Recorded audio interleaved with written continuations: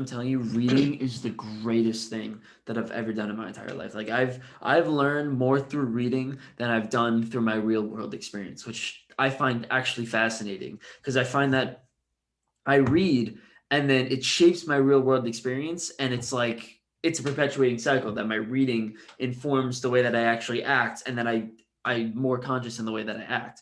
And if I didn't have like in the time that I've spent reading, which has probably been over the last like year or two, it's been just it's changed the way that I see the world and changed my growth acceleration so much more quickly because now I see the world in the way that somebody who wrote a book about it sees it.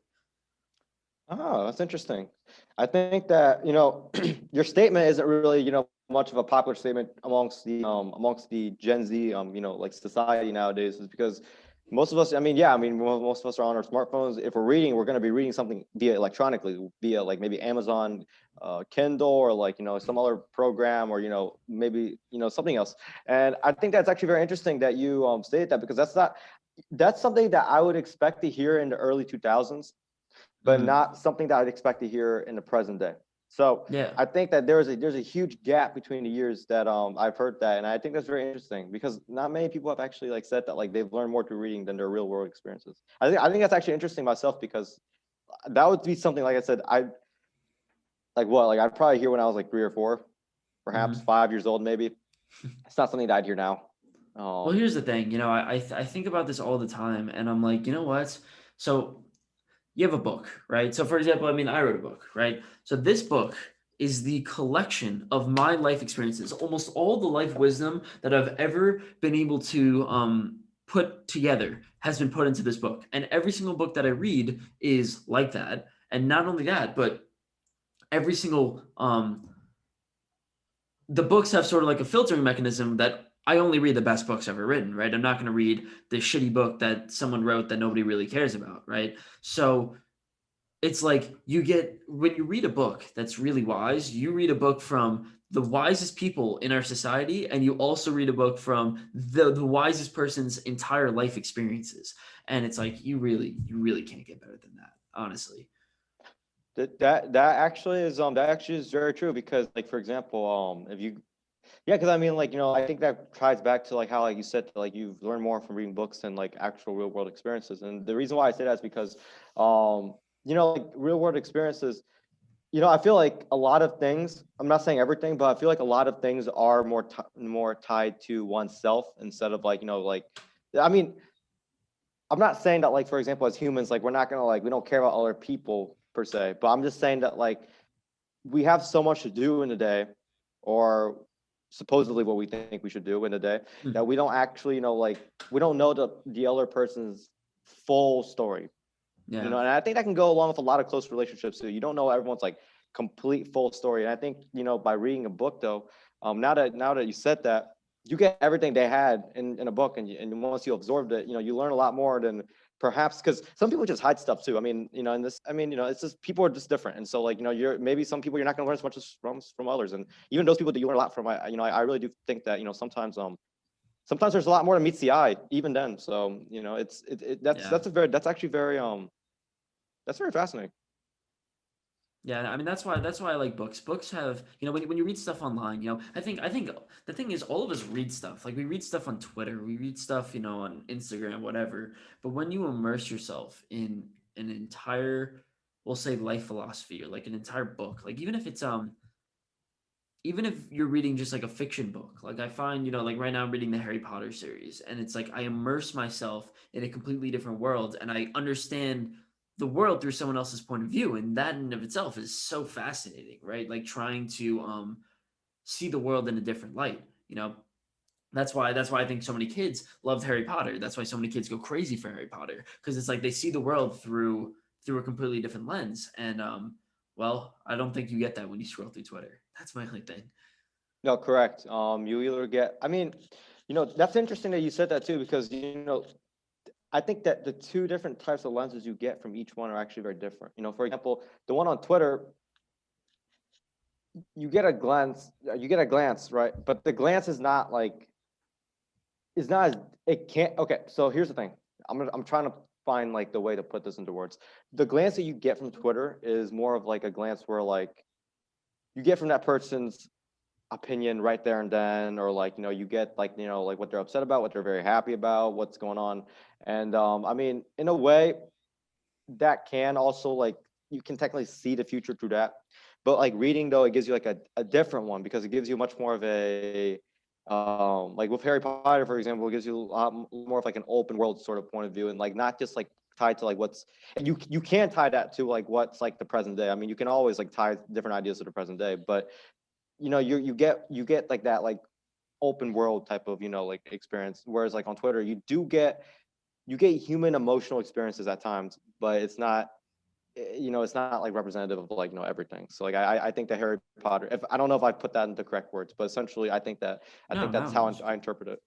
Yeah, And no, I think you get so much from it, and like um you get to see such a I guess you got to think, you're like, why is Harry Potter so popular? And it's probably because you get to see the world from such a better lens, right? Like there are so many books that are written, but Harry Potter has maybe the best lens, and and mhm, it's inspired millions, right? Like this one little lens that this random person wanted to write about, it's inspired millions. And you know how many kids wake up in the morning and say, I want to be like Harry Potter because I read him last night and he was so cool. Something like that. It shapes the way that people act. So I think that's something that's well, that's why I like heroes. I'll say that much. of course, and I don't blame you. So definitely a really good thing. And the fact that I mean, in a way too, a lot of these things though, in the end of the day, I mean, they all tie into like the hero's journey. Actually, like now that I think about Harry Potter, I remember reading like I only read the first book when I was in fourth grade, so I didn't really read too much Harry Potter. But I remember that like yeah, I mean, there's that sort of like I mean, there's just sort of like kind of like question or doubt that goes into the beginning, and then like there's a growth, Yeah, growth through well, adversity. that's the whole thing. You go through the whole thing, and for anyone who's ever been gripped by a story, right? And I think that's really all of us. It's there's just something mystical about the experience. Like you remember being gripped by the story. Like you can't describe the feeling of being gripped by a story, and it's they all so happen to be part of the hero's journey, which I think is something that's really awesome. But Of anyways, course. so I have you, Kelvin Yang. That's how I say your last name, right? Yang. Uh, Well, okay, so Damn. in the English it's Jiang, but in Vietnamese it'd be Yang. So yeah. I'll go with it. I'll go with Okay, just go for it. Just it. you're good. You're good. Don't worry about this. Don't worry about it. And so now that we have you on the podcast, I would love to hear your hero's journey. How'd you get started? And I would love for you to, I guess, convince us is maybe the wrong word, but try to explain to us how Cutco has been great for you. Of course. So, my hero's journey through Cutco. Um, so before I start though, do you want me just to tell you like the whole story? Or do you just want me to like cut bits and chunks I out? Like want the how's this whole work? story. You I want want the whole the story? Okay. whole story. So I my experience with Cutco is that it was it was May. It was May during the pandemic. It was May during 2020. Currently during this video, we're still in the pandemic, but in 2020, it was like the heat of the pandemic. I had just finished my IU semester, my second IU semester, online. So this happened, 2 or 3 weeks after I took my last final. Um, I got this text from a friend from that I lived in a dorm with here at IU, and she said, "Hey, Kelvin, I want to present you of a job." And I was like, "A job?" Like, and she says, "This can all be virtual." So I was I was actually very happy at first because like I wanted to get employment during the summer, and so I Yeah. was I was telling her, "Let's go for it." She says, "Let me put you in a group chat with my manager." So and that's where I got started. So essentially, that group chat with the manager, she told me a little bit about it. You know what, and I did my research on the company. At first, I was skeptical. Okay, so at first I was skeptical. Cutco, if you Google it, lots of negative reviews, Yeah. lots of mishap, just lots of different things that like it just didn't look good as a company. And actually, coincidentally, they actually scheduled my interview on that Saturday. So it was Friday night when I was actually just looking through it. So essentially, Weird. this happened from Yeah. a Wednesday, Thursday, Friday, and then Saturday I was in the interview. I was in the Zoom interview. But essentially, before the Zoom interview, though, I was looking this up. And I remember calling my friend that night. I remember calling my friend at midnight that night too. It was midnight. And I remember calling her and I was asking her, what is this? Like, are you like, is this a scam? Like, I don't think you'd scam me or anything. And she was like, no, this isn't a scam. Like, I've been working this job for two weeks. And I was like, well, look at all these reviews online. Like, can you explain to me like why this is like, and she explained to me that, yeah, like, I mean, online it gives you one part of the picture, right? But when she told me about her experience, it gave me a different part of the picture. She said, yes, I have to call and actually make appointments, and like I have to like, I have to give people a sales pitch, per se. Yeah. And I was in my mind, I was just like, so this isn't like a customer service job, like like the manager made it seem like, so like there was already that like kind of mistrust between there. I was like, why when the manager talked to me about the job, she talked to me as if I were gonna do um a like a phone customer service type of job. And what happened was that I looked online. It was actually a sales job. So you're a private contractor. You file a 1099. So like that would be your tax form. You're a private contractor. And I was thinking to myself, I was just like, what in the world is this? But I was like, you know what? I'm gonna go to the interview and see if I get the job or not. If I don't want it, I can just quit. No problem. Okay. Yeah. So next day, put on my suit, got into the Zoom. I was in the interview. The assistant manager, one of the assistant managers, were just asking me a lot of questions, about like my accomplishments, how I am with leadership skills, and they were talking about the job, there, and I feel like they were actually being a bit more truthful about the job than actually, with like the sale, like the pitch to get you into the job. So actually, and that part actually is the part where like I held a lot of sort of it wasn't a mistrust, but it was like it was like sort of that like misinformation type of thing. And I held it on even Misconception. misconception. Exactly. That's a good word.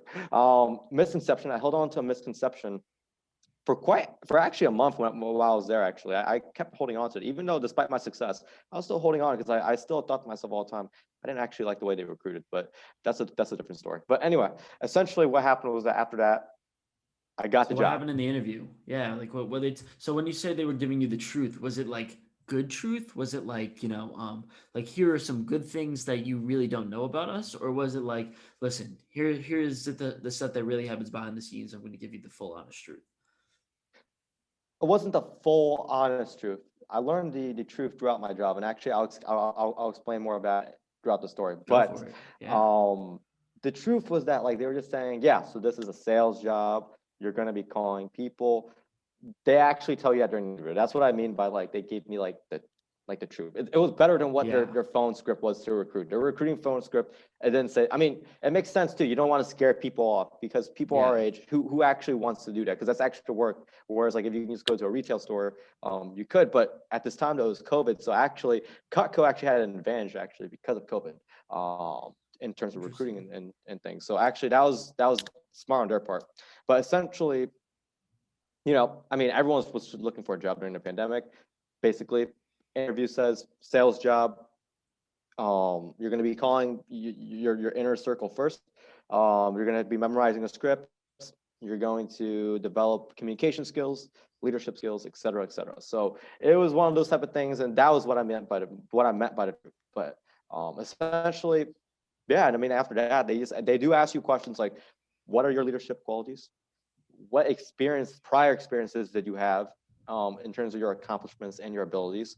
And the last question is, why do you think I think the last question was that like, why do you think you're a good fit for the job? I'm not actually sure if that was the question, but essentially it kind of went along the lines of that.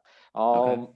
And yeah, I mean, she said, good, I'm hiring you. Like, I'm gonna hire you because like, and here's the thing too. I also read on the internet. I wasn't afraid to go into this interview. The reason being, when I read it online, I read that they actually basically hire everyone as long as you're just not super weird. By super weird, Yeah. I mean like you just cannot have anything like off about you. You can't obviously like just don't say weird, or just don't talk about weird things during the interview. That's all you just had to do. Yeah. So My they mentor hired calls it the no asshole rule. He has a no asshole rule exactly. every time somebody does something. You know, if they seem like they're going to cause him problems, then he takes them out. But most of the people he takes in, that's kind of how it is. Exactly. And Cutco, and most offices too. They're exactly like that. So, um, so if you ever want to work for Cutco after I tell the story, go ahead. So keep Uh, going. exactly. So, yeah, after I got hired, it was it was the last week of May. I remember it was the last week of May, and I was thinking to myself, okay, I have a job now, and this is it's gonna be all right. So they have this thing where you do 2-day unpaid training. There's a 2-day unpaid training. It was the last week of May, so it was like the Monday and Tuesday of the last week of May of 2020. I spent 6 to 8 hours somewhere around that time on the Zoom each day for those 2 days. And going through the training, I was actually a very good listener. I was, like they noticed that like I had I had sort of an interest in what they had to say. I had an interest to learn. I had an interest to improve myself. Now, at the time, though, as a person, I wasn't really that type of person, and I would be lying to myself. I actually said, I was that type of person who held all that initiative because, truthfully speaking, it wasn't me at the time. What were you Um, like? Describe pre-Cutco Kelvin. just an everyday college student. I was literally just that. I mean, like I didn't really. I had goals in my life, but I didn't have etching goals in my life. I was still living in the now instead of like the future, sort of. And Hmm. actually, I guess in some ways too, like focusing on what's happening now too is actually it actually can be a good thing. But the But having context that I'm goals, yeah. yeah, exactly. I didn't have like big dreams, big goals. I was still trying to yeah, I knew I wanted to work in the government, but I didn't really have any real like aspects in terms of like how am I going to really get there? How am I really going to do this? How am I going to, just do everything? I didn't really have that sort of like I guess I really didn't have that sort of like hero's mindset at the time. Like before pre-cut Kelvin, I was really just an everyday college student. Every day, especially when I was at university, every day just get up early in the morning, change, go to class, eat, study, and then eat again, then just do work and talk to some friends, and then I guess go to bed. That's kind of it. And obviously throughout the day, Yeah. I'd be spending time on my phone, like, just constantly typical college student things. I didn't think I was like now I will be truthful in this though. I didn't think I was like I wasn't completely on a wrong path per se. I didn't think I was completely on a wrong path, but I was not on a ideal path for myself. Yeah, Let's put it yeah. this way. You were perfectly ordinary. That's a good way of saying it. Perfectly ordinary, but here's the thing though too. I don't believe anyone's perfectly ordinary. We're all very different. So, it's just kind of like I mean, we're all perfectly ordinary in our own sense, but maybe it's someone else where we may not be perfectly ordinary. So it just depends. Makes And sense. yeah, and I mean, like for example, like Nick, you've been through the hero's journey, so now your sense of perfectly ordinary is getting up, reading books. Maybe for someone else though, that isn't perfectly ordinary. Maybe someone else might think that's completely foreign, or maybe they just don't even have high literacy levels. I mean, seriously, I mean, there are people who are unfortunately in that position here in the States, but again, that's a whole different topic. But essentially, yeah, I mean, our perception of what's ordinary it can vary from different minds to different minds. Yeah. So But keep going. essentially, So yeah. yeah, switching back to the Cutco thing, with the Monday and Tuesday, I did the training. I remember on Monday, like they were telling us to just think of people to contact. Just think of people. Okay, you're not contacting them on that Monday. I remember that. I remember you're not contacting them on that Monday, but I was so excited. I was like, you know what? Like, I want to get a head start. Like, I need to actually like do well. Like, I want to get paid. I need to. And at the time too, I didn't have the. And I guess another flaw thing about like my mindset at the time was that I didn't have the mindset of wanting to become better. That's not the mindset I wanted to have. The mindset was that I wanted to get paid. That was the mindset. I wanted to get paid. And actually, that actually was the complete mindset. I wanted to get paid. At the time, I didn't even care if I sold anything or not. I was like, you know what? They talked about I think it was like roughly like, I don't know, like like an $11 like an $11 like base pay thing. Okay, so if you did a demo but you didn't sell anything, you could still get paid, like by base pay or whatever. And Yeah. at the time, I was like, you know what, I might just look. I don't even care. I'm just gonna get. I just want to get paid. I don't care if I sell anything. I don't care. I just want to get paid. This is a job, and that's all I treated it as. So that was the type of person I was too. And actually, that was by far probably the most flawed mindset. And I don't think anyone should really be going to a position into some type of position of like, I just want to get paid. I don't really care about my job. Don't do that. It Well, doesn't really dude, work. that's one of the strongest ideas in the hero mindset, or the hero archetype. It's like, it started off as this, but it ended up being so much more. I think that's exactly, I think you're on a good path. Keep going. I'm sorry, I don't want to interrupt. No, no, no, it's okay. And essentially, I was, I remember telling my grandma, I remember telling her, Grandma, look, what I'm probably just gonna do is that I'm probably just gonna get paid. Doesn't matter if I sell anything, whatever it is, what it is. And my grandma's just like, well, you have to like persuade the customer and stuff. I'm just like, Grandma, look, like it's okay, like, don't worry about it. It was that Monday night. Okay, so the first day of training, I learned quite a little bit about like the process and things. So I was like, you know what? Yeah, I might just, if I sell something, whatever, if I get like top position, whatever, like top leadership board, whatever. Okay, so that wasn't really like my mind. That wasn't really like, I didn't have like the ambitious mindset on that Monday night. But come Tuesday, I remember coming back to training and, Tuesday, it was either, no, it was Tuesday morning. I got a call from one of the assistant managers, and she actually told me that my manager wanted me to actually be earlier on the Zoom call because she wanted me to be part of a group of people who she thought was capable per se. I don't think that's actually the right word, but who she thought was capable per se. Probably just because I was actually paying attention. I was answering questions on the Zoom chat. I was actually being attentive. And I think they appreciate that. So they wanted me to be in that early Zoom call. And in that early Zoom call, I don't really remember exactly what happened, aside from the fact that I think they just gave us a few more tips rather than like and then the other people coming like in later. It was only like an hour before, like a half an hour before, actually, not even an hour. But coming to that, I was given tips, and like I just remembered. I don't remember the actual meeting itself, like what it consisted of.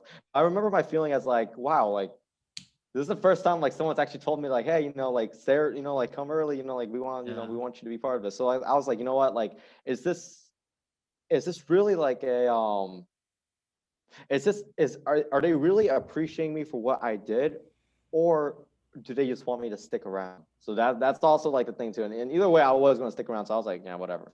So come training, second day of training, we're learning how to ask for the first appointments, how to go through the scripts, more and more on that, and just what the knives do, whatnot and so forth. So essentially, I was I was actually kind of angsty because I was like, you know what, like I want to like I want to just get paid. I just want to get paid. I'm just gonna do it. I want to start appointments as soon as possible. Like I wanted to do it as soon as possible.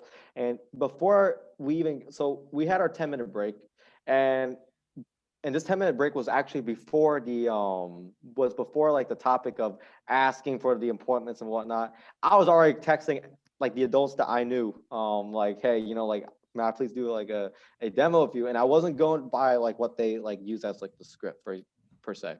But nevertheless, I was asking, and I even texted my manager. I was just like, so like, I don't remember the actual question I texted her, but it was something of like an error that I did via just asking. And like, she was just like, don't do that yet, like, and everything. So I was like, okay. So, come then, like I was, I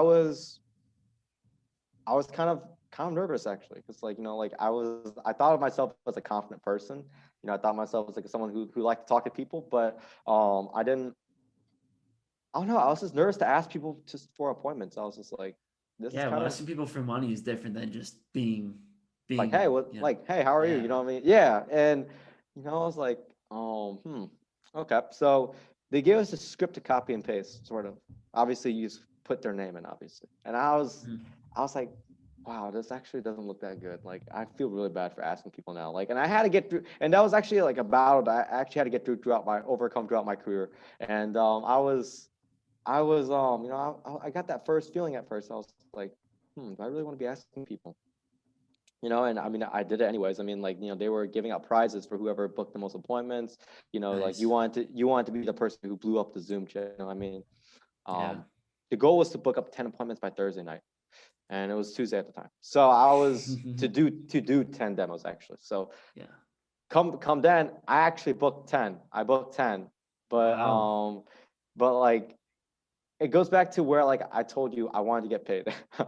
I have a friend who actually at the time he just graduated, okay?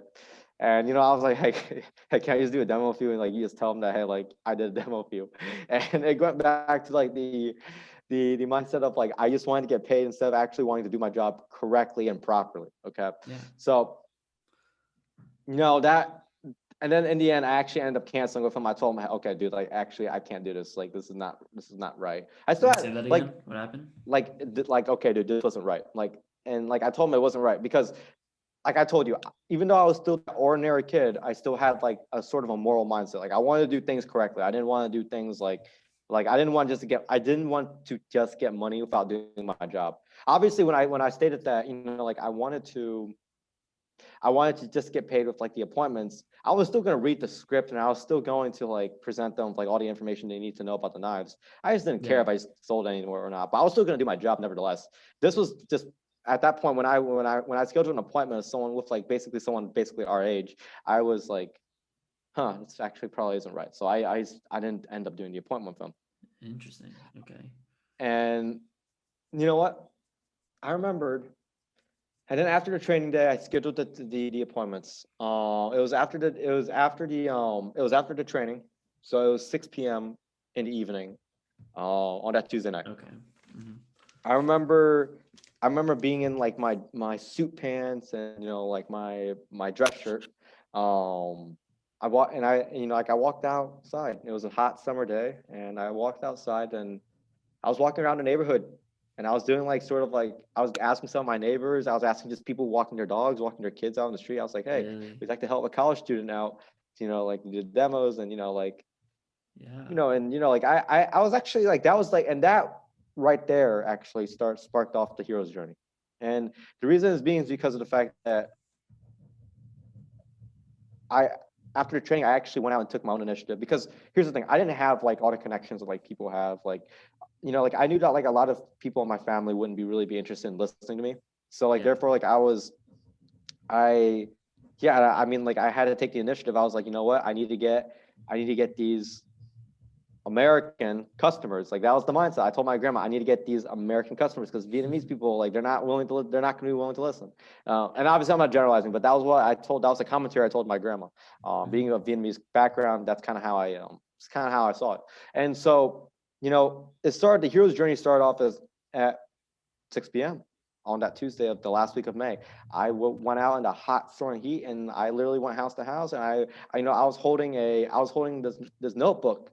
Okay, so I was holding this notebook, and I was actually, holding a pencil. Like I was actually like the salesman. Like, and you looked at me, you knew this guy was a salesman. Like he had like the dress shirt on with the dress pants. Like you can't get any more salesman than that. Yeah. So essentially, that's kind of how that hero's journey started off.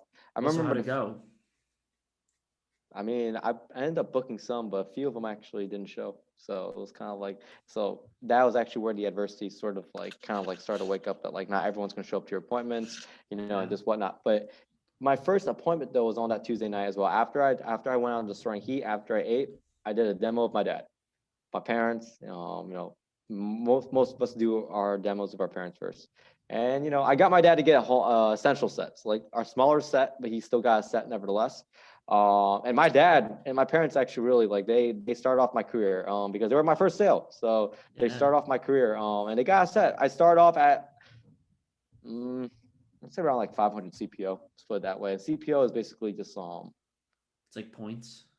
yeah, it's kind of like so CPO is like the actual price of the item. Like they don't actually give you points for like the sales tax and like all the other stuff. CPO is just basically like how many points the item's worth. Okay. Um, sort of, not really points. Is that like $500 when you say CPO, or is it a completely different scale? No, so yeah, it's $500, but for example, at the time being a beginner, and everyone starts off at 10% commission. So basically, CPO is you start off at 10%, but it's like, for example, 500 CPO, you get 10% of that. That'll be your pay for that one sale, for example. Okay, yeah. If you know what I mean. So like, I guess, and like after that, I did the demo with my dad. My dad got my wheels rolling Wednesday morning. There was one of the demos I scheduled with the customer. I sent him an email the night before. It was a Zoom link of everything he needed to have. No, actually, no Zoom link. I didn't start doing Zoom until July, but I did, like, I sent him the phone number. I sent him like the actual demo website. I was like, like I was gonna get my first demo started. And I remember being so nervous in the morning of Wednesday because I've never done like an actual demo. Because like the demo I did with my dad, like it was with my parents. Like, yeah, we're not really, it's your parents, but like this is like some stranger that I literally met walking his dog or kids out in the streets. Like this is that type of situation. And come to show, I called him and he says, yeah, I'm driving right now. Like, he's driving. I'm just like, you're not in front of a computer? Like what? Like that was part of like the thing. And he was like, yeah, just tell me about like your warranty and everything. I'm just like, well, could we schedule it some other time? Because you really need to be on your computer. And here's the thing, I wasn't an advanced salesman at the time, okay? So therefore, like I was going, like I told you, I wanted to do my job correctly. So I was going by the rules, only presenting to people being in front of their laptops, computers, iPads. And I didn't want to go through the script exactly because you only started off like, now, if I had to sell Cutco now to someone who drove like that, probably I could. But at the time though, I was that freshman. I was that freshman that just came out of training. Like I wanted to do everything by the book, what my manager wanted. Like I was being that obedient employee. That was really what I was. And it comes to show, 5-10 minutes, and I was like, yeah, we can't. After getting a little bit of rapport, and he was telling me he was driving. I was like, yeah, sir, we probably can't do this. Like we reschedule, and we actually never rescheduled. He actually, like, I think he blocked me after that. But essentially, yeah. So I mean, that's part of the job though. And so that came around, and then I had my next demo at, I'd say around a couple hours after that. So I had my next demo a couple hours after that, and it was like, you know what? I was like, this is like my neighbor from across the street, but I never actually talked to him before. And so like, this is gonna be my first conversation. And that's when my first real demo with like sort of a stranger actually occurred. So I remember going to the demo, I was doing rapport building. So, like that's one thing you have to do. You have to build rapport. You have to talk to your customers. You got to make sure you have to make them know that you care. But here's the thing. Okay. They really don't want to know what you know unless they really know that you care. I mean, that's just that. And because like I had a really, like I was talking, and even before Cutco Kelvin, I was a good talker. I was like, I was good at starting conversations with people. And after that, we went into the actual like script. I remember reading everything word by word. And I remember, just being that kid. And, like he was like telling me, yeah, like I have to have my wife here. Like my wife needs to like, do this. And, I was just like, well, if you don't get this deal now, like you can't get the deal today if you don't buy this now. Like, I was doing everything that they told us to do at training. So, I followed the book on that one demo. I literally followed the book. And, after the whole demo, essentially, I didn't sell anything. He needed to talk to his wife. And actually, just for FYI, he never actually ended up buying anything. So that's just kind of that part as well. But nevertheless, that was one part of the experience, was that I learned people need to talk to their wives. Like I shouldn't schedule appointments about their wives. I really needed to change something up, and that's when I actually realized, okay, so what did I do wrong? And I realized that what I did, I think I realized that in that appointment though, what I learned the most was that I really need to schedule things with people's wives. That's the first part. Like if you don't schedule some things with someone's wife, yeah. Okay, here's the thing. If you do this job, always have the wife there. And your life would be so much more easier if you had the wife there. It has to be both the husband and wife should be there. Okay, they need to make a collective decision because husband and wives needs to make collective decisions. That's so. Like for example, wife really wants to get like this set. My husband thinks it's too expensive and doesn't want to spend that money. Mm. Wife go ahead and buys it anyway. Husband actually ends up canceling the order because he thinks that's a really bad idea, and you lose CPO. So always have the husband and wife present at the demo. So that's one thing I learned. And I remember calling my manager right after that demo, and I remember just telling her, um, yeah, well, okay, I guess I can't really disclose. Well, okay, let's go. My manager's name is Jade. I remember telling Jade, okay, like, hey, like, how am I, like, what am I doing wrong and everything? Like, she could really tell that, like, I really want to improve. Reason being, I'm not going to the phone calls because I actually really just don't remember every single thing that happened in the phone call. But essentially, it was a long phone call. It was like around 15 minutes, and I was like, you know what? Thanks for all the information. Now I'm gonna tackle this, and that's when I actually realized I have a mission, and I actually have a mission. Like now, like I'm not trying to sell because I want base pay. I'm trying to sell so that I could sell, because here's the thing. I wanted to sell because I was implemented with a mission to help my office. Like I need to help my office grow. I need to help my manager, like grow her office. I need to actually like chip in. And that was the mindset. I started having that mindset. But here's the thing though, it wasn't just like a complete mindset like that. But I had a hint of that mindset at the beginning. I was like, you know what? Like I have a mission now. Like I need to help this office. I need to sell knives. That's my mission. Like that's my life purpose right at this moment, right now. And a few demos after that, I started making sales. I made some sales. I did another demo of someone else, did another demo of another neighbor. Essentially, if I went into like all those demos, though, it kind of just draws out the story too much. So essentially, what happened was that I learned as those demos happened. I learned, And you started getting success. You started getting a little bit of success. Yeah. a little bit. Start building momentum. Right? I started building momentum, but what? Okay, so I started building momentum, and then I'm trying see, because this was like the first week I started. I was like, I'm really trying to like pinch my head here and really remember like everything that kind of went on to tell the story. But essentially, Wednesday and Thursday, comes around, and like I was actually having some success. Like I was like, you know what? Like I think, I think I could probably keep this job for another couple weeks. That's why I told my grandma on Friday morning at the dinner table, at lunch table. I remember telling her, Grandma, I don't know when I'm going to run out of people to contact, but I'm going to keep going, and I'm going to keep going. And like whether I keep this job in 2 weeks, or whether I quit this job in 2 weeks, or whether I keep it throughout the summer, I don't know. Essentially, that was the conversation we had. Wednesday and Thursday. In short, I had success, but I also had the first person who outright said they didn't want to buy anything from me. It was on Thursday afternoon. She told me that she didn't want to buy anything from me, and I really did, like, and then that's when like I really did get like the sort of like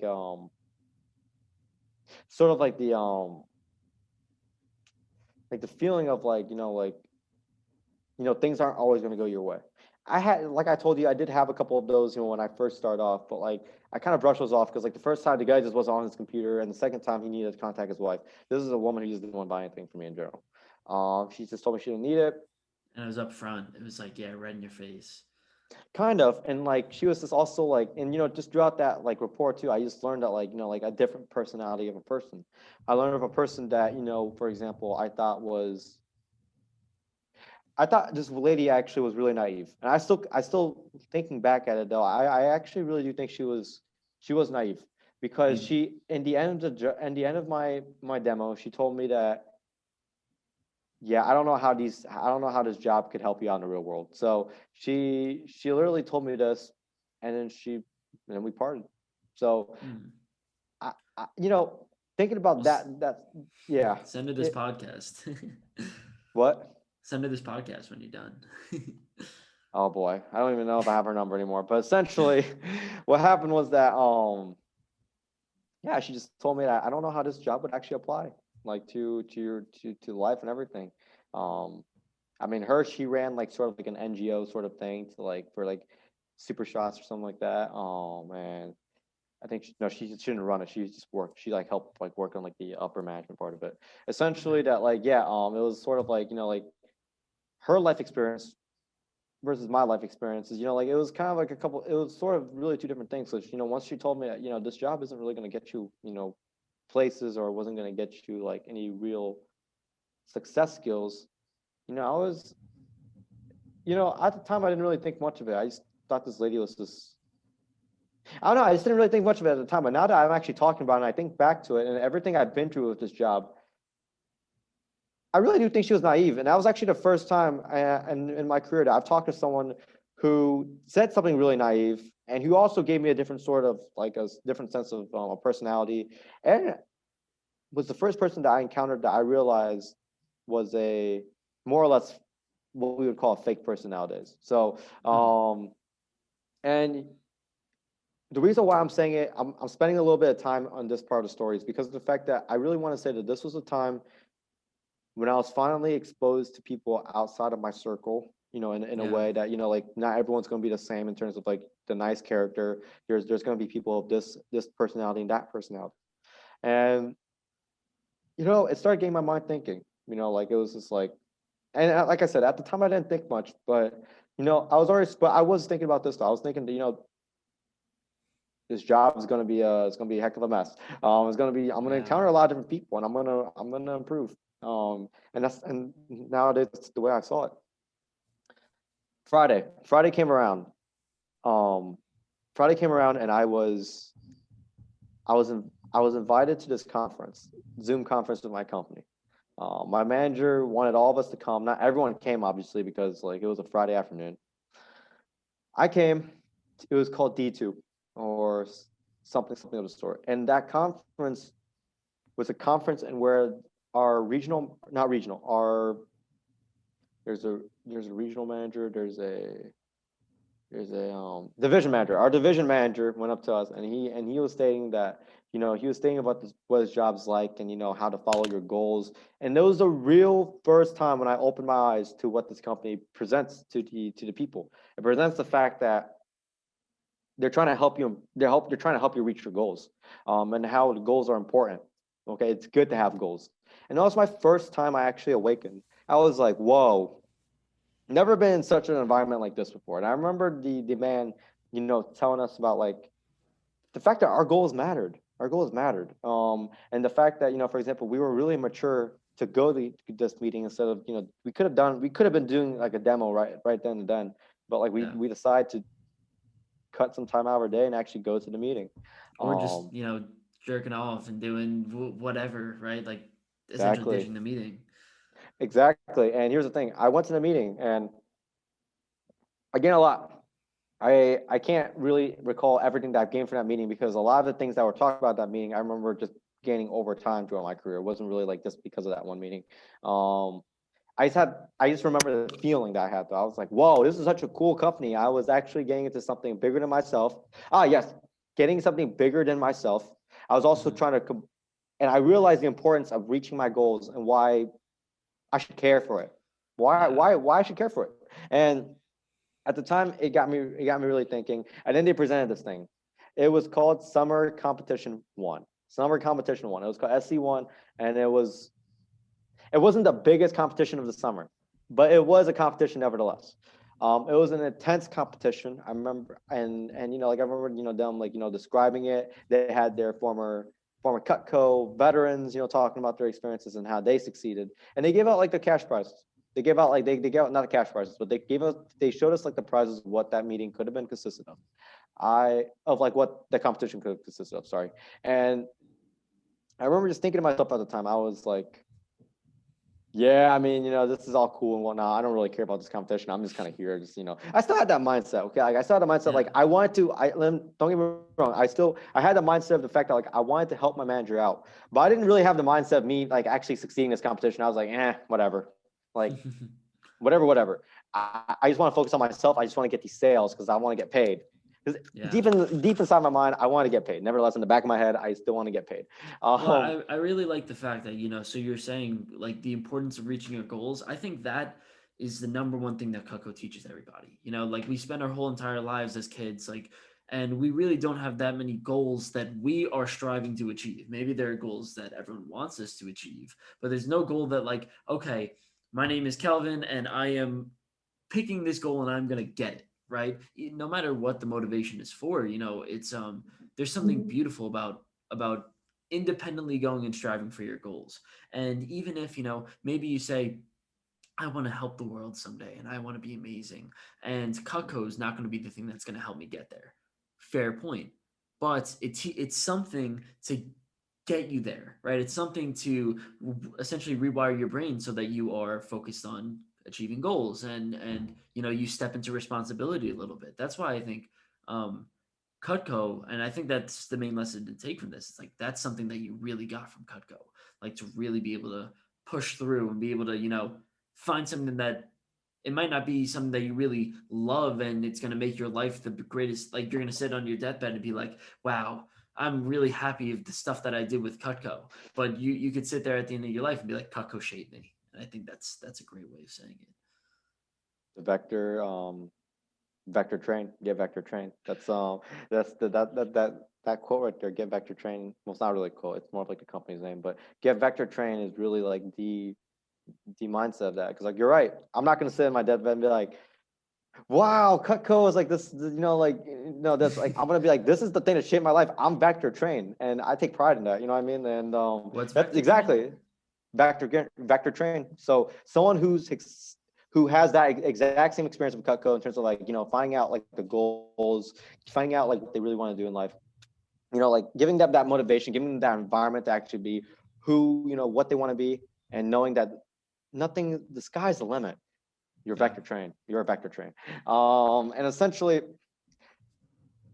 yeah, and you know what though? My first experience of being vector trained was that I spent a lot of time my first week.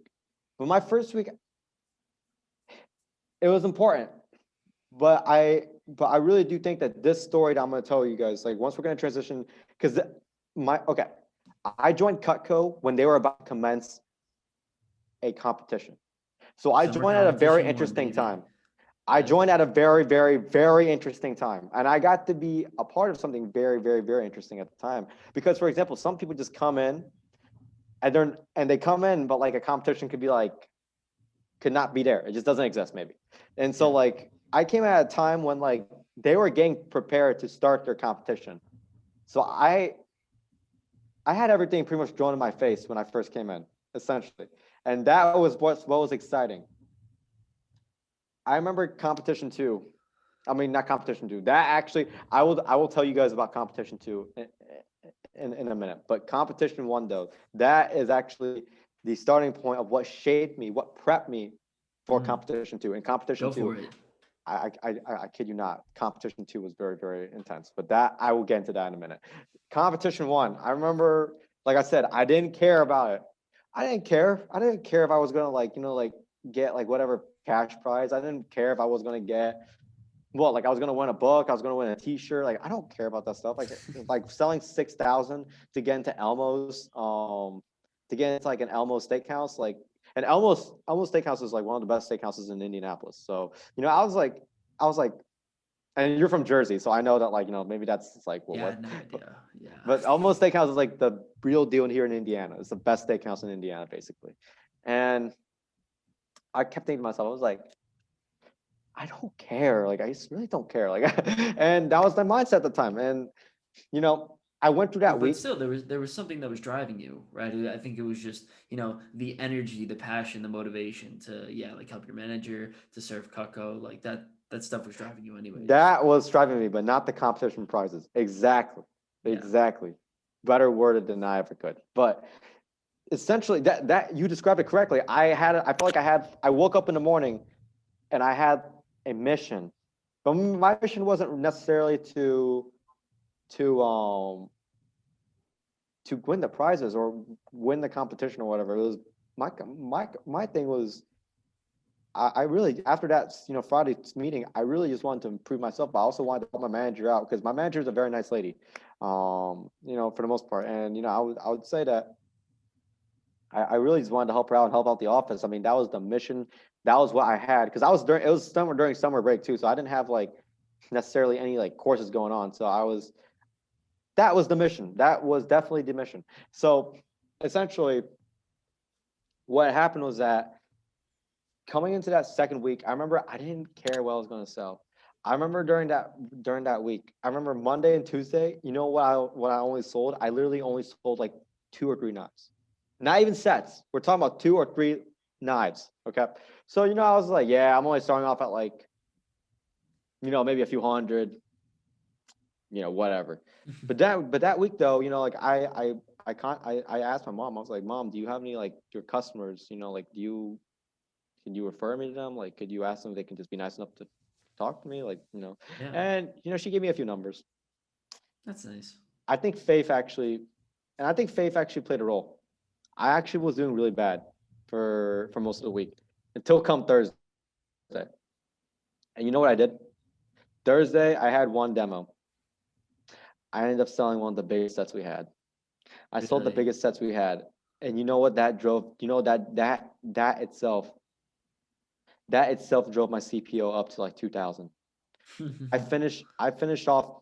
I literally, and I mean it, like I literally finished off like I finished off like second best, second best. I think I was second best. And I only lost to like one guy. And that one, Wow. my competitor was actually ended up becoming my best friend in the job. So, but Wow. essentially, I came up, and I never believed that I would have been like top 5 during that week in sales in my office. Like I was like, whoa, like I didn't come into this job thinking I was going to do that. I just came into this job thinking I was just going to get paid, like whatever. But essentially speaking, I got into that, and it was my first time when like I realized, holy crap, I just got into the top 5 of sales in my office. Like, what? This never happened to me. Like, I never actually had some type of accomplishments like this. Like throughout my life, I wasn't. I was in marching band. I was never the best at marching band. I wasn't like one like the. Like I didn't get like the top tier drums. Like I didn't get the top tier positions. Track and field. I mean, I wasn't the best at track and field. I was actually one of the slowest people on the team. I'll openly say that too. It's that, but I was still there anyway. I was never really the best at anything, but for some reason I was like, whoa, like, I was actually like one of the best, and like Yeah. in my office. Okay, not the company, but just the best in my office, and and I got recognition for it. I realized that the company actually gives you recognition for your success, unlike a lot of different things. And that's what actually started that also is a part of what started my hero's journey to actually becoming to what I am. I learned that if I actually, I, it was my ambition to be looked upon in the office as like someone that you can look to, someone that you could rely on. That's actually what made me want to succeed the company, during that Mm. summer. And like I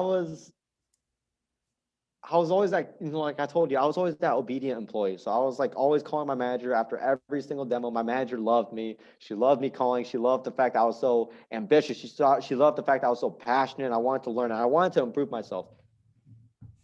And I realized I've always wanted to improve myself all along. Even when I told you that I was only there just to get paid, it was always inside of me. But it took all of that to make me realize that that was actually what I wanted to do. Explain that a little deeper. The fact that you always want to improve yourself the whole time. I didn't think I did, but the reason why is because of the fact that even in the beginning, when I was going into that soaring heat, trying to find like the numbers to call, when I was trying to learn the script and everything, you know, I was actually doing things that I didn't have to do. I was doing things I didn't have to do, but I still did them anyway. But I was clouded by the intention of I just wanted to get paid.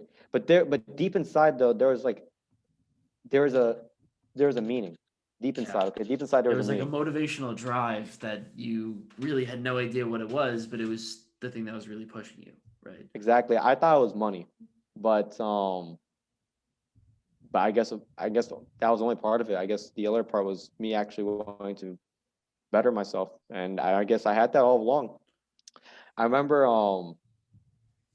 I finished out top 5 for that week. It was actually my first week. Actually, my first week I finished out top 5. I forgot to add that detail in. My first week I finished out top 5. I was like, how the heck does this even happen? Like, Yeah. I thought I was only gonna like sell like what, like a few knives. I thought I wasn't even gonna, I thought there was always gonna be people better than me.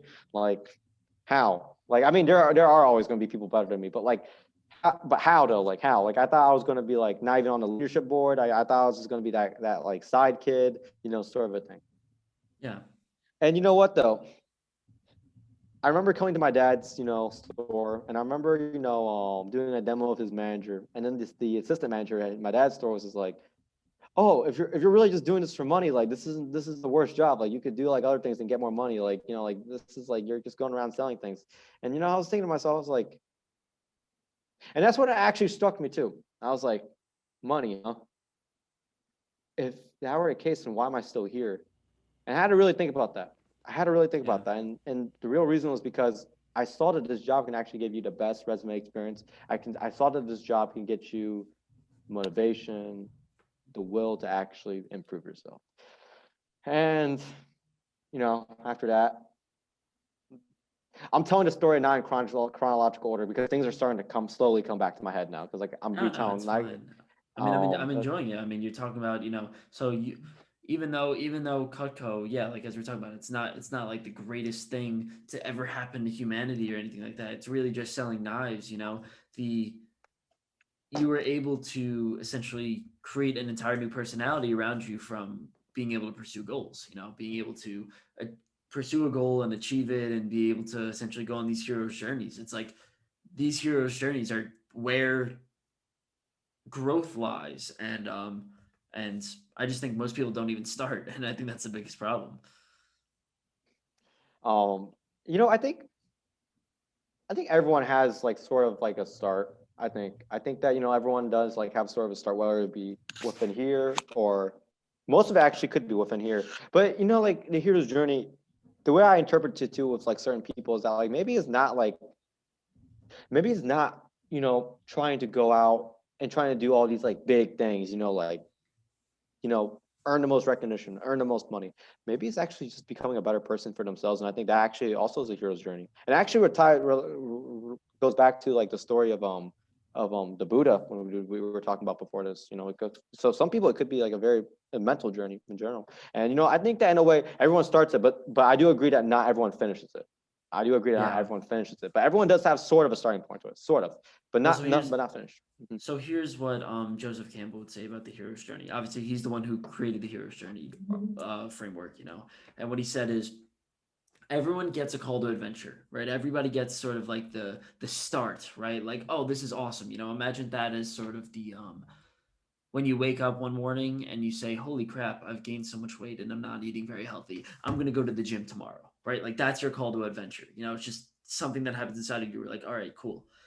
Most people reject it. Most people reject the hero's journey. And what he says is for the people who don't go on hero's journeys and for the people who don't accept it, they're essentially denying growth, right?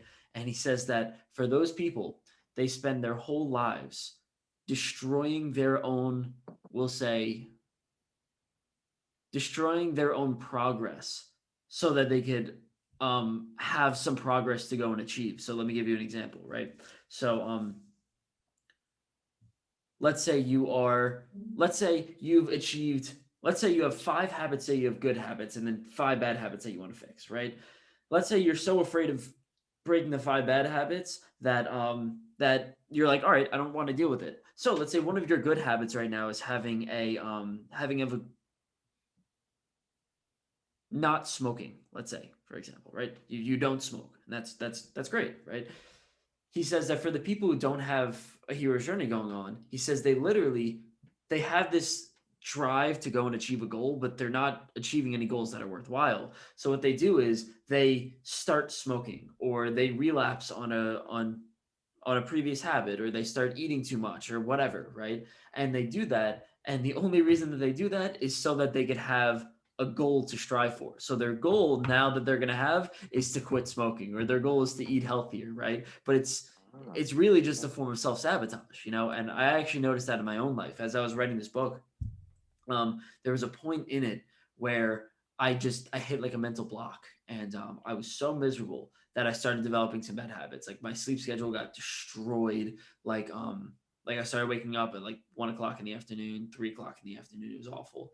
And So yeah, started spending more time on social media. Like it was bad, and I felt super guilty about it because I'm writing a book on habits. But I realized that my problem was that I'm not going on these hero's journeys. So it was sort of I guess as I was going through the book, it was sort of a transformative experience where I was sitting there. I was like, you know what?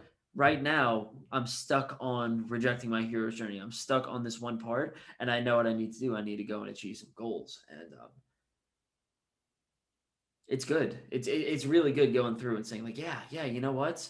I actually have some sort of goal and meaning that I need to pursue, and if I don't break out of my shell right now, then I'm just going to start self sabotaging. And I found that going on through my entire life. Wow. Um, yeah, actually, that's a very good point. You know, like when you were talking about his thing of getting a call to adventure, that's kind of what I kind of interpret as like sort of start. Like everyone Yeah, has that sort of call to adventure, whether it be like I need to actually like be more mentally healthy or like be more physically healthy or habitually healthy too, I guess. yeah. Yeah, and I mean, yeah, I mean that actually does, and that actually is based off my own life experience. It's exactly correct. I remember, um, Oh, yeah, you need to I get mean, if you can get back into summer competition too, if you can. summer competition. Okay, summer competition one was where. Here, let me finish up summer competition one because that's actually very important to what's going to come to summer competition two. Go for it. I'm actually going to pull something out for the audience to see. Basically, essentially, what it is that it's what I got from summer competition one. And summer competition one, at the time, like I told you guys, I didn't care. I really didn't care. I really didn't care about actually like trying, like at least like for myself. Like even though like I wanted to improve, like I didn't actually really care if I was going to win this competition. There was no such thing as win per se, but I didn't really care about the prizes. I really just didn't care. But then Thursday came around. My manager called me. He or she stated that for example,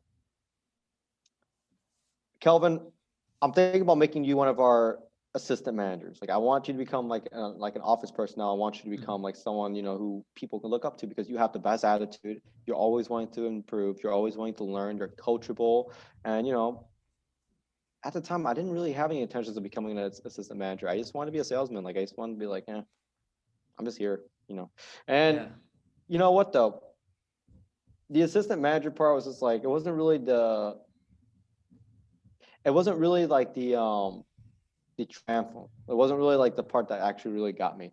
The part that got me was that I was in terms of actual like sales for the competition, I was so close. I was actually at almost $5,000 in sales at the competition. Basically, I'm just Wow. skipping a lot of other parts of the story, but essentially I got to $4,000 something dollars in sales. It's really only This like what like is this is in in summer CPO. competition one.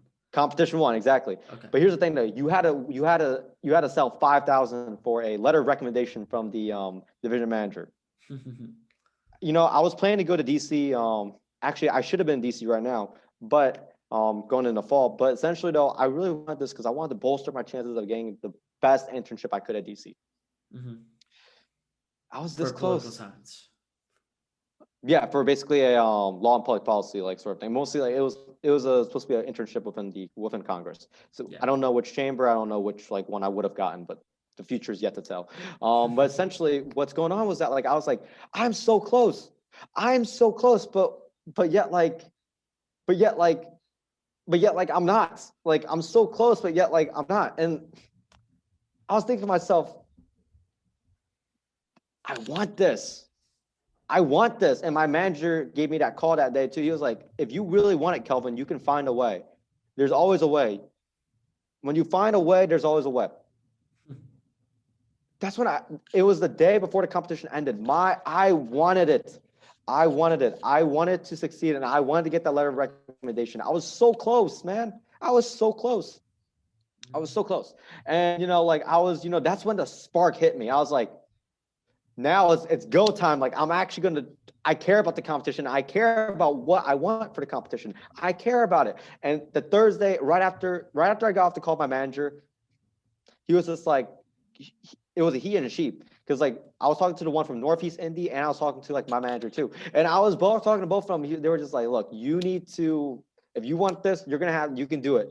Just start booking appointments now. You better do a phone jam right now. And a phone jam is basically when we start an appointment. I was like, you know what?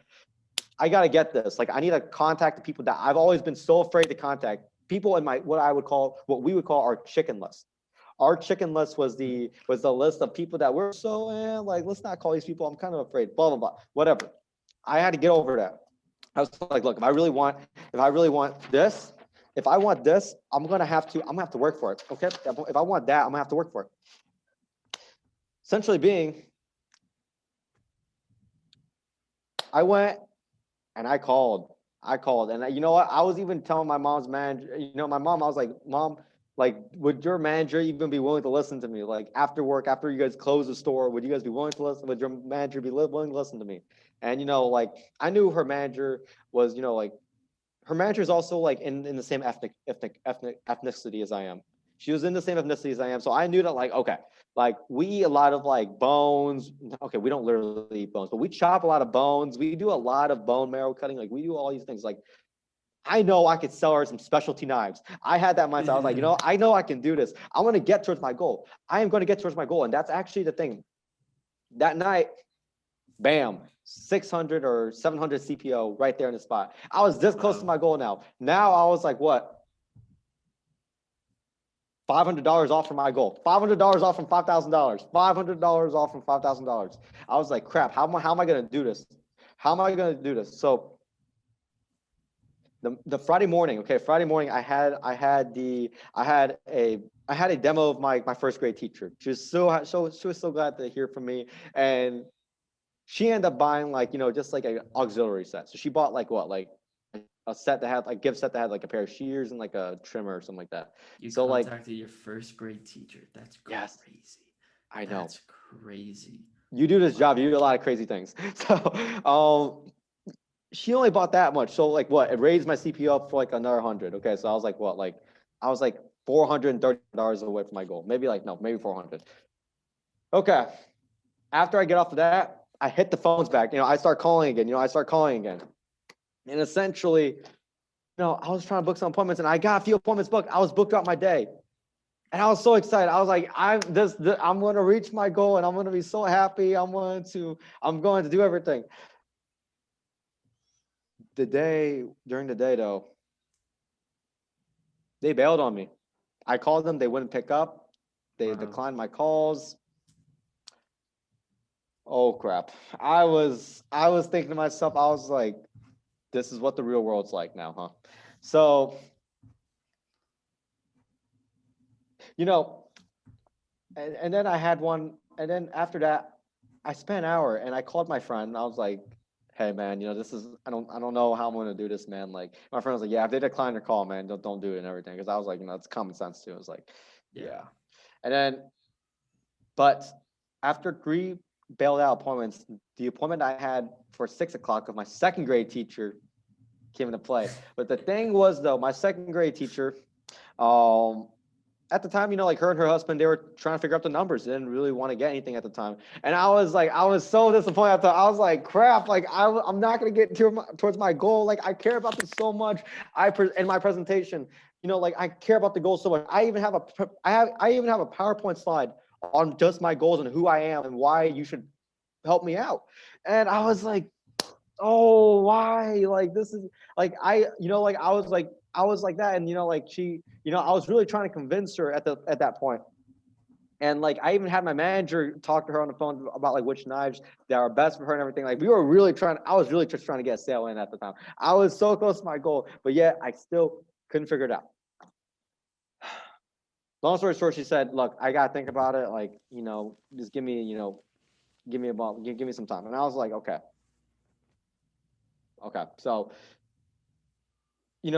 I stopped talking to her, like after that, we stopped talking, and, after that, like we hung up, and then I had dinner, and I was just like, crap, how am I going to do this? How am I going to do this?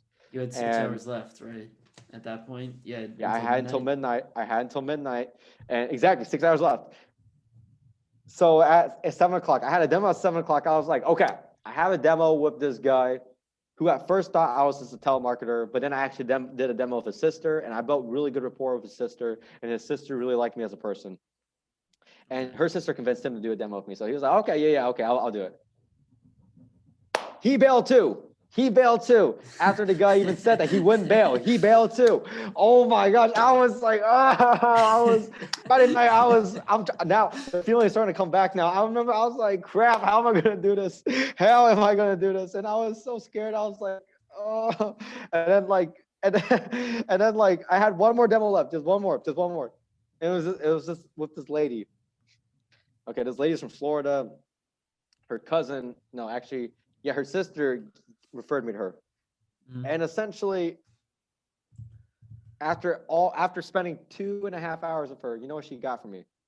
She got a can opener. She got a can opener. That's like 40 CPO. I was like, what? I was like, no. I was like, crap, we're almost at midnight. I was at 10:30, 11 o'clock at night. It was somewhere around there. I was like, crap. How am I going to get this done? Like, I'm so near my goal. At the past, I didn't have any problems with selling 300 and 400 CPO, but then I was so close. I was so close. And I remember my parents knew how important this was to me. My parents knew that like I was spending hours on the phone. I was spending hours in my room just talking to people, building rapport. Like, I kid you not, I wasn't even able to talk in the end of that day. My throat was so sore after, just trying to, like do like my sales presentation and, really trying to like show all my passion about how much I really cared about them. And like, I was like, crap. How am I going to do this? My parents knew how much this meant to me. And they said, Kelvin, what knives can we get that would fit your goal? I was like, what? Like, you don't have to do this. Like, I don't get it. And I was like, all right, fine. Yeah. I showed them a few knives that I think the house would have needed. And they ended up helping me complete my goal. That's nice. And I remember I was like, I had a huge blow to my ego. I was like, dang. And I felt guilty. I was like, I couldn't finish this goal without my parents helping me. Yeah. And I had a huge ego blast. I was like, crap. And so like, but then nevertheless, I called my manager before the night was over. I was like, hey, guess how much do I have in CPO? And they looked at it and they were just like, oh, Kelvin, you missed it by a few hundred. And I was just like, what? And then they said, just kidding. You actually got it. I was like, oh, yes.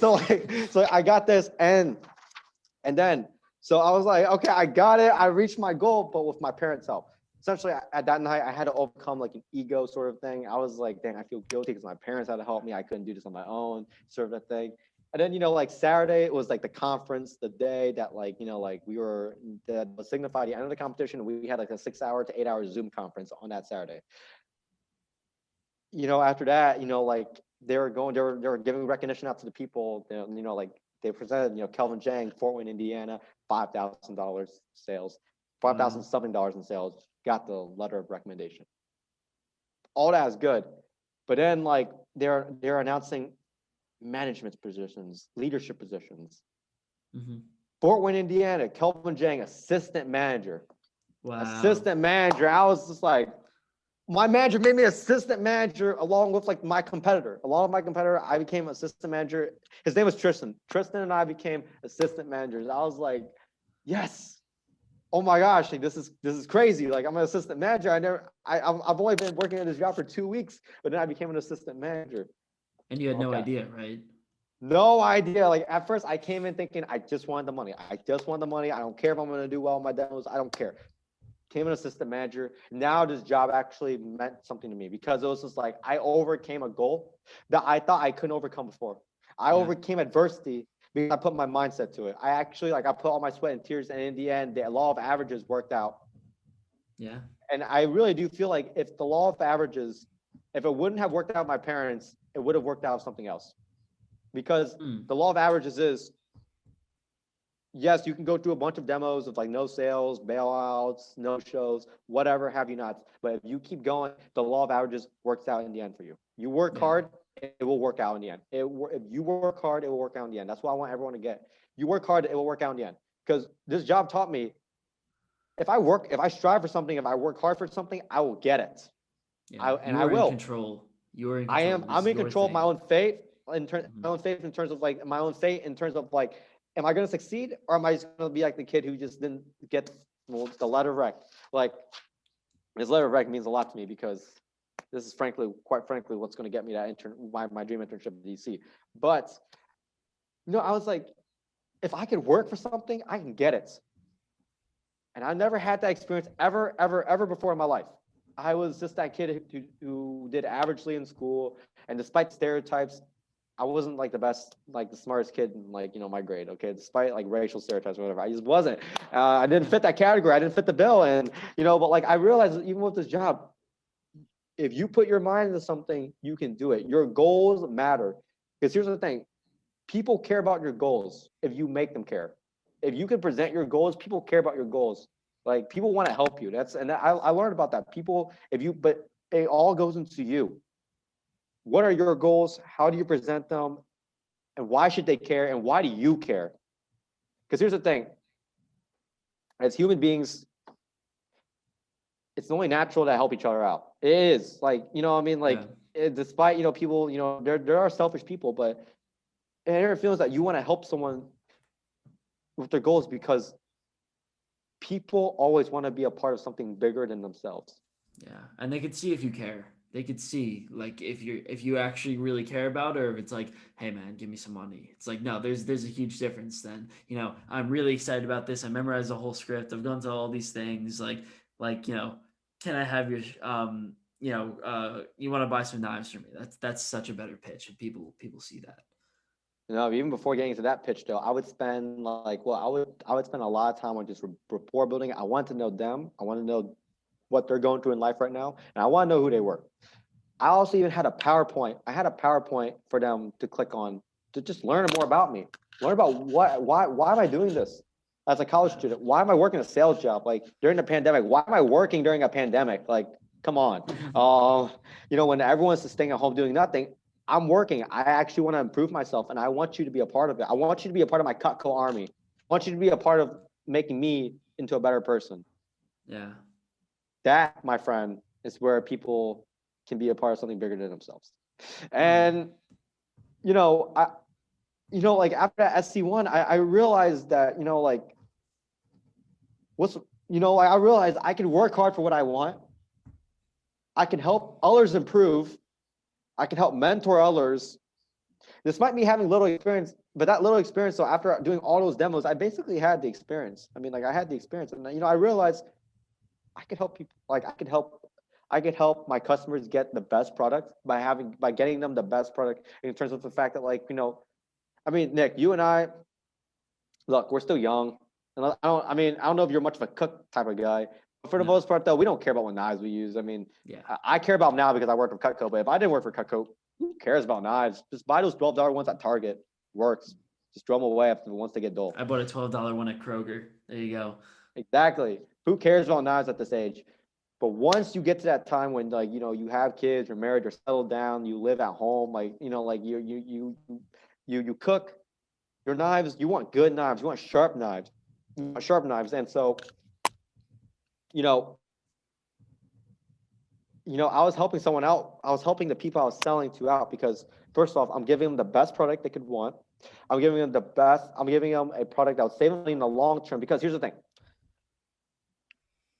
You spend a lot of money now, it saves you a lot of money in the long term. That's kind of like the point of like Cutco. You know what I mean? You get the sharpest knives, but yet like you get like the lifelong warranty, and that warranty even gets you, gets to your grandkids.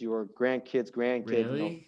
Yes, the warranty lasts forever. When I say it's a forever guarantee, not a lifetime guarantee, a forever guarantee. A lifetime guarantee only guarantees the lifetime of the product. A forever guarantee guarantees it until the company pretty much falls. That's it. Wow. And I think Cutco is going to last for a very long time with the service that they give to the people, like the way they treat their customers. Cutco is going to last. I mean, Cutco during this pandemic too, a lot of companies didn't last. Cutco. I mean, this is not a marketing thing for Cutco. I don't work for Cutco anymore, but they didn't just survive the pandemic. They actually thrived during the pandemic. They did. Wow. That's pretty cool. And they're And able to that's the reason why adjust they were too. able to. Exactly. That's the reason why they're able to help people like me. It's because of the fact that they actually strive through this pandemic. They're able to help kids like me, like people like me, and potentially any of you guys in the future. But essentially, this job Summer really two, just, baby. what's Summer up? two. Summer two, let's go. You got me on the So ropes, dude. after, like 8 weeks of being as AM, being assistant manager, helping people, answering calls, helping people get sales, making sales of my own. Like I was actually making progress on my own self. So at the time, I was only at 9K in sales. Okay, so I wasn't like at 10K in sales. Yeah, I wasn't at 30% commission, but yeah, I was still an assistant manager. Okay. SC2 came around. I haven't reached 30% before SC2. And that's where like a lot of my peers have, but I haven't. A lot of my other fellow assistant managers, they have. I was the lowest out of all the assistant managers. Okay. So coming to SC2, I was talking out outside of the parking lot, like that evening with my friend, with Tristan, my competitor. My competitor became literally like my best friend during that job. I was like, hey, I'm not at 30%, man. Like, hey, I'm kind of nervous to go into SC2. Like, this is gonna be intense. Because here's the thing. Not only was I not at 30%, but like I don't know, like I just felt like, dang, SC2, this is a bigger deal than SC1. SC1, like that was like fried fish compared to this. Like that was literally just fish. This is literally the cattle, and this is the big deal. And my manager, she wanted me to be a part of her 10K alliance. Her 10K alliance was basically we were the group that was in charge of 60% of the office's sales for the whole thing. 60% or 70%, one of those two numbers. That's a big deal. That's a big deal. They're putting more emphasis on us to get the winning of the office than any other person. Like this elite group of people, this ordinary group of people who are just who just are AMs, who just know what they're doing.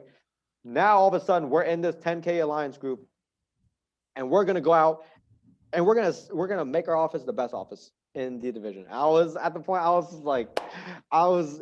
honored to be a part of the 10K alliance. But here's the thing though, the 10K alliance though, what made me scared was that the conditions of the 10K alliance.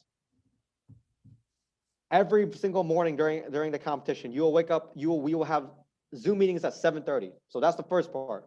Every single morning. So every single morning, 7:30, we're up, we're sleepy, we're talking on Zoom with all of our managers, of everything. Like we're getting prepared. We're sharing our goals. We are helping each other improve. We are helping everyone improve.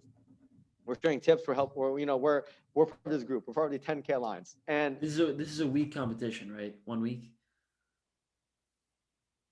2 weeks. 2 weeks. So 14 days, 7:30 a.m. every morning. I like that. Yes, sir. Okay. Well, no, actually, did we do weekends? I don't think we did weekends. Actually, I think we did. Okay, anyway, I don't actually remember. But that part, that little memory, actually, I don't remember. Did we do weekends or not? But I remembered that every day I did that. And you know what, though? Like, the other condition, too, was that, like, you cannot complain. No matter how much struggle you're going through, you cannot complain. You only have 5 minutes to complain to your manager, and that's it. That's it. Wait, they actually gave you like complaining time? Yeah, so if you complain, they'll put you on a timer.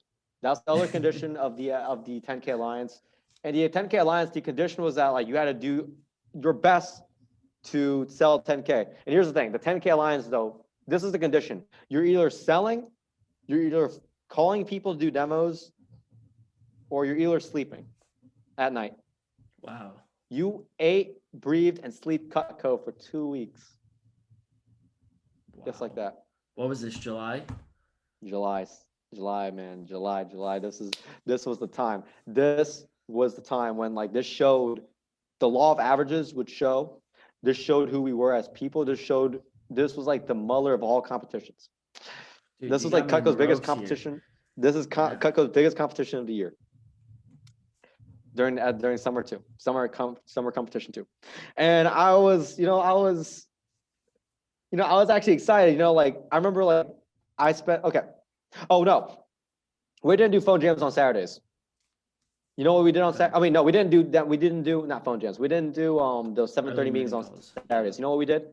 We did? We will do 8-hour phone jams on Saturdays. So this was the deal. You had to sell, breathe, and eat Cutco for during the weekday. Then during Saturday, you would do an 8-hour phone jam. So you would be in the office or you'd be at home on Zoom. You'd be on Zoom. So you were supervised and you would be calling people. For 8 hours. Yeah. Wow. That and then on Sunday you had your day off. Sunday was just like, okay, rest. You got Sunday off. Okay, you got Sunday off if you wanted to. I didn't actually take some Sundays off. I actually like some Sundays I actually did a few demos here and there. So I was Nice. but I had goals. So I mean like can't stop an ambitious person. But Yeah. essentially you know I came into the competition having my whole first week booked up. Actually, in my office, I was the second person to have like the most demos booked up. I had 30 demos booked up for the first week. Wow. 30. Wait, this wasn't a 2-week competition. This was a 3-week competition. Oh God. Okay. Okay. Okay, So so 21 days. wait, was it 3 weeks? I really do have to. I really do have to like just. Just go through the Yes, story. See if yes, you remember. yes. It was. Yes, it was because the actual conference didn't actually happen until August. So this was 3 weeks. Okay, There you so go. 3 weeks, and I had my first week booked up. And you know what happened? What? Everyone didn't show up. Well, how'd you get the people? There were referrals from other people. Okay. And here's the thing though, to get more customers, I would actually offer incentives to my customers. So like, for example, like if you have friends that'd be like willing to help me out my goal, I'll give you like a cheese, like not a cheese knife, like I'd give you like a vegetable peeler or something. I was offering Cutco to like people. So like, and here's the Oh, thing though too, you pay for more business. That's kind of what the strategy was. And, I paid off. I'll explain more. But here's the thing though, the first week though, everyone in my office was struggling. No demos, bro. Only one girl was actually succeeding. No demos. really? No demos. I was so infatuated. I was like, I only made 2 sales. And that one sale came from a lady that just ran to my dad. And my dad was telling her, hey, like my son's, he's doing a good job. And she wanted to help me out. So I had a sale from her. I had a sale from someone else. But essentially, I sold 1K during that week, though. Still, I still sold 1K, but that was nowhere near the 10K goal. Nowhere near the 10K goal. I was selling You hit your 1K. 10K though. You hit your 10K in total though, right? No, I only got to 7K, but the journey though, that's what matters though. Even though I didn't reach my goal, I still became a different person. Because here's the thing: the company. This is what's good about Cutco too. It doesn't matter if you hit your goal. You're sure they want you to hit your goal, right? But they care about who you become in that process. Who you become in that process actually is more important than hitting your goal. Because here's the thing. For example, let's say throughout those 3 weeks, you had 2 customers that bought $5,000 each. Did you really become a different person just because like you hit that number, but you didn't really like and you didn't go through any adversity or anything like. There was no transformation. Yeah. Right, you just hit 10K. Like, that's just a number. Well, you got to ask the question: why are you in Cutco in the first place? And it's definitely more than money. Let's say that you go. I like that idea. You go in for the money, but you stay for something greater. Exactly. Now you're getting it. So, yeah, I mean, like you hit that number. Cool, you hit the number, but did you change as a person? No. Well, then you didn't do anything. Okay, you got the company more money, but did you really change as a person? You defeated your purpose. And essentially, you defeated your purpose. And so the reason being is that like I didn't hit my 10K, but I became a different person just by hitting 7K. And hitting 7K was actually really good too. Not that many people hit 7K. So 7K throughout the 3 weeks. Yes. Okay. I sold 7K in 3 weeks. Yes. Wow. So it was 1K the first week, and the next 2 weeks you got 6K. Yeah. Momentum, Yeah. baby. It's up. Hey, but before we keep going, do you mind if I just take I just need to blow my nose? Yeah, go for it. Go for it. Yeah, just edit this part out of the video or something. But no, we run full stop here. Don't worry. Yeah, I'll throw in my demo right here. Anybody who is interested, I just wrote this book, Break Your Bad Habits in 150 Pages, A Hero's Journey. The entire purpose of it is, well, to take you on a hero's journey and to go through and if you're struggling with any bad habits, like cigarette smoking, eating too much, spending too much time on social media, we talk about that all the time on this podcast. And well, yeah, Kelvin's got one too. And I think well, my link's on Amazon, so if you think you benefit from it, buy the book. And now we're back on air. So I'm sorry about that little interruption. But anyway, No, trust me, we're okay with that. We have no problems with that. perfect. No pressure then. But essentially, yeah, I mean, I sold in 3 weeks the amount that it took me to sell in like a month. Yeah. Think about it. Like that's I mean, that's like, that was insane right there. I mean, that was insane. Like, yeah, that 3 weeks though was like a huge thing, because first week though, we all struggled. All people bailed. Like we kind of lost hope. But here's the thing: the law of averages plays out, and this is how I'm gonna explain it. Second week came around, and I was, man, I was only at like what, like I think I got to 2,000 in sales. No, second week I finished out at $1,000. So I finished out another $1,000. So I was only at $2,000 after the second week ended. 2,000, maybe $3,000, maybe not much. So, and I remembered, I was like, yeah, I'm not even near 5K. I'm not even anywhere near my goal. I was like, crap, like, how am I going to do this? Yeah. I had to change up my ways. How was I approaching this? How was I doing this? My manager was even telling me, you might have to go through a retraining. Not retraining, but like a like you might have to like follow someone else along to run their demos. You might need to like do that, because maybe you've gotten so good now you've missed the important parts of the details of like the script, and maybe like maybe like you're clouding yourself, because maybe like to you now, like you're shrugging certain things off because you think you're so good. And quite frankly, that's what a lot of us thought, because we kept doing it, and like in our minds, like like in my mind, like I didn't ever want to think I was bad. Like I wanted to think I was actually good at my job, like that, like because like people looked up to me. Like I wanted to know. I wanted myself to know I'm good at this. Like no one's stopping me. So essentially, I had to change up my ways. I remembered that second week I ended off at another like $1,000 something. But again, not that many demos though. Not with that many demos.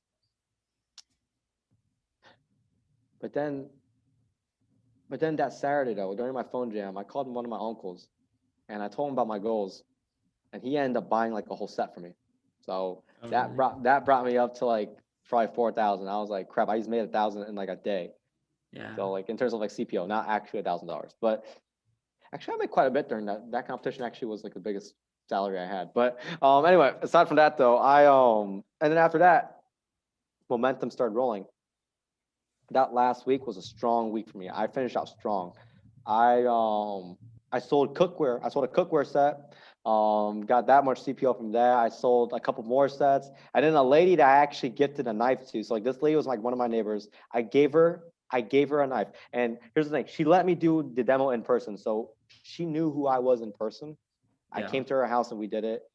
In-person demos, you sell more. It's just so much better.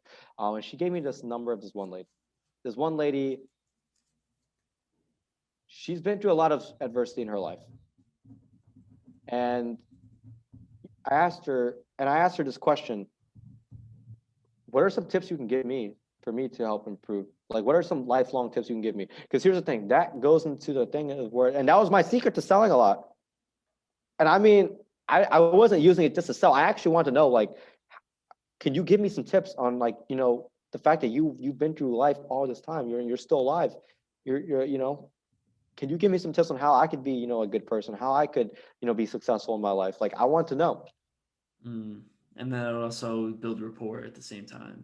Exactly. That's my secret. If I'm ever going to have to do a podcast on this one-on-one sales, that'll be a whole different thing. But trust me, I will teach all my skills. Essentially, you get a glimpse of it though. I asked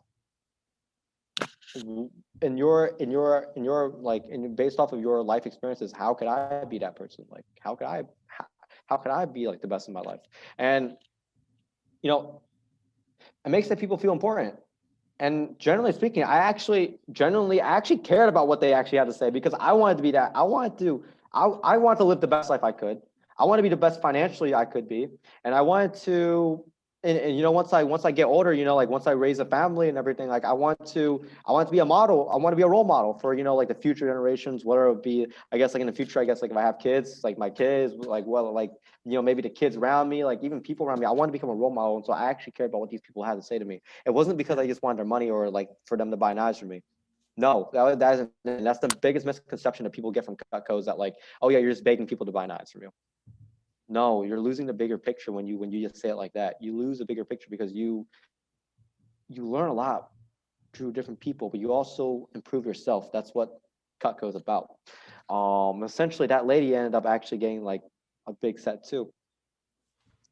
In the end of the day, like like I did a couple more sales, a couple like more demos after that, and I was talking to this lady who had COVID, who this lady went through complete hell in her life, and I learned so much about her. But she was still such a positive person, and she was still such a good person. Someone that I didn't, when I do these demos sometimes, and maybe if someone from Cutco is watching, they may be like, okay, like this kid shouldn't have really had that mindset. But I don't expect people to look when I do demos though. Sometimes I don't really. There's some demos where I just really don't expect people to buy at all, Wow. nada. Because some people, in terms of like what they're going through in their life at the moment, going through everything, it's gold for them just to sit down and actually listen to me. Like I don't expect, because some people are going through tough financial situations, especially during the pandemic. People are going through certain life situations. Certain people have like their kids in the hospital. There's some people, you don't have to buy from me. You don't have Yeah, to well, buy from me. you just gain a sense of humanity where you're like, this goes beyond money. I have like, look, I'm a salesman, right? But I'm a human too. You don't have to buy from me. And there's some people that I'm just, like I'm in deep in my mind, like you don't have to buy from me. And that's one thing you learn from this job too. You have a sense of humanity, even though like now you can't tell this to your managers and stuff because they're gonna be like, oh, why didn't you get this person to buy? Like whatever. But coming from a former AM of the Fort Wayne, Indiana office, I really just want to say, for some demos, honestly, don't go into the mindset of like forcing them to buy, because don't have CPO goggles on. Have a piece of humanity, because some people like learn about their experiences, because sometimes when you're there, when you put out that time, sure, you're not getting paid, but damn, you just learn a lot from that person. You learn a lot from that person, and arguably sometimes what you learn from that person is worth more than whatever CPO you would have gotten from whatever they would have bought. I'm gonna be blatantly honest, because you learn so much from like people's past life experiences, because like people say that age isn't a factor of wisdom. It isn't like, oh yeah, the older you are, the wiser you are. That's not always the case. But everyone has messed up in their life, and everyone has things in their life that like they wish that like people our age, they don't want us to go through that because of their poor decisions. Everyone has things like that to give. I Everyone just think who that's is so that. funny. I think that's Yeah. hilarious. Because in the beginning, remember how you're saying you're like, I was super obedient. I was super, I just follow the rules and do Yeah. everything that my managers want me to do. And now, look at the transformation. Look at the change, and how long did it take? It took a hero's journey for you to be able to be like, you know what? Maybe the profit motive isn't the thing that I'm super interested in. Maybe it could be something else. And it ended up being something else. And actually, knowledge is worth more than gold. Knowledge is worth more than gold. I mean, here's the thing. Yes, gold like it retains value. So like just for example, I guess gold isn't really like it is actually a good example, but let's say this like fiat money. Let's say like money, for example, money, government-backed currencies. One day you could have a lot of money, but the next day you could be completely broke. My family experienced that after the fall of Saigon. So like I come from a secondhand point of view. I was born here in the States, but my family told me all the stories of what happened after the Vietnam War. Mhm. You can be rich one day, you can be poor the next. You can have everything one day, but then you can lose everything the next day. I think you're missing the point of the phrase, though.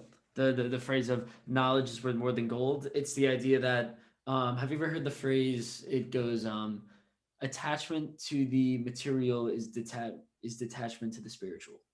Yes. Mm-hmm. And that I think that's what they're trying to hit on. Like knowledge helps your soul. Like not like money and gold and all these things are just sort of like we'll call them social constructs. And the fact that Right. you know what it's like okay, have you ever heard of somebody who's had all the money in the world and is miserable? Right. I think when you say knowledge is worth more than gold, not only can it help you in an economic sense, but it just helps you in the human sense, in the human development sense. And well, I was learning the other day the ways that you could test whether somebody is quote mentally flourishing. Flourishing was their definition, and it was 13 things, and you had to hit 7 of them, and zero of them had to do with economics. Zero, because when you determine whether or not somebody's flourishing, you're not. It has nothing to do with the amount of money you have. It has nothing to do with you look at someone like I don't know, name the traditional poor people. You have Gandhi, Buddha, Jesus, right? Like they were all poor and they were thriving, right? We could say they were flourishing, and well, I think that's that's something that I think you learned from this, right? You had sort of a spiritual experience. That's really what it was. I mean, we might not call it that in terms of like a religious experience where you found God or whatever, but you had a spiritual experience where you literally achieve some sort of spiritual growth. And I think yeah, like that's the just crazy value that you get from Cutco. Exactly. Because here's the thing. When I say when I met what I was trying to say when like, money doesn't stay. Like you can lose everything you have the next day. I mean, you don't know. But the knowledge though that will retain your mind, that will help you think more fluidly, that will help you think more clearly, help you have a better perception of the world, have a different perception of the world, maybe even have a worse perception of the world. Those stay with you. It helps you think, and thinking is power. Okay, like Yeah. because if you can't think, sorry, but I mean, you've lost it. I mean, but thinking is power. Even like for example, like who was it? It was who was a really smart man, but he was like he couldn't talk. He was only on like a rolling Stephen chair. Hawking. Stephen Hawking. He couldn't move or he couldn't do anything, but he still could Yeah. think. I had someone on my podcast, his name was Eric LeGrand, same idea, paralyzed from the neck down or shoulders down. And all he could do, some like that, like a little shift in his chair and move his head and all that stuff. But crazy determined, crazy happy, crazy, and well, crazy, a good way of saying It's it. a mindset thing. And there's just something so special about it. I ask the question all the time. I say, what is the purpose? If I were to try to find some like general universal purpose of life, trying to see, okay, I'm on this world, but what for? What for is the big question. And I find that anybody who says, but I don't think people say this, I think people act in this way, where they say, my goal is to gather up as much money as I possibly can by the time I die, or have as many things as I can by the time I die. For the people who have the mentality, it's just first of all, I don't think people say that. I think people never say that because it sounds weird, it sounds messed up. But if you watch the way that people act, so a lot of people act that way. A lot of people act in the way of, I want to keep up with the Joneses and I want to do all these things. And, I guess that's the meaning in their life. That's what they get out of it. But then if you look at it, I think it's incredibly misguided. It's incredibly misguided. And if I were to ask what is the general meaning that people should be able to get from their lives, it's just a deeper sense of knowledge of oneself. I think that's something that I've sort of come to. And well, you don't get that through money. I'll say that much. Exactly. Knowledge is, I mean, because here's the thing, and it all goes back to like my experience with Cutco too. Look, Yeah. I didn't make okay. Even being an assistant manager, my pay was not like the best. Okay, like I'm not gonna lie. Like if I really wanted to make a lot more money, I could have found other ways to make more money. Like I could have been either like I don't know, like trying to hop on like, like the shoe selling train, like trying to sell like the limited releases. Like I could have been making more profit off of My that. friend just made But 100K off GameStop. Okay.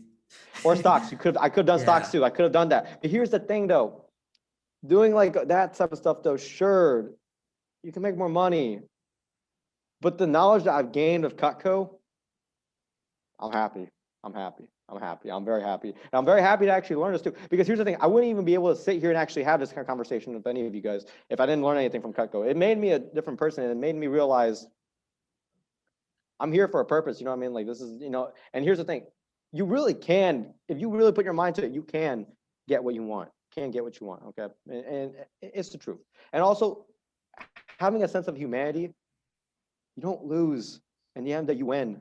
And that happens. You win in the end of the day. I mean, like at least you can go to sleep. At least you can go to sleep at night peacefully instead of, like seriously, like so a lot of people do things in their life where like they can't actually sleep at night because it's not like, peaceful, Yeah. but it's not humane. But if you're humane, I'd say you win. And you do. Maybe you lose in the beginning, but you end up winning in the end.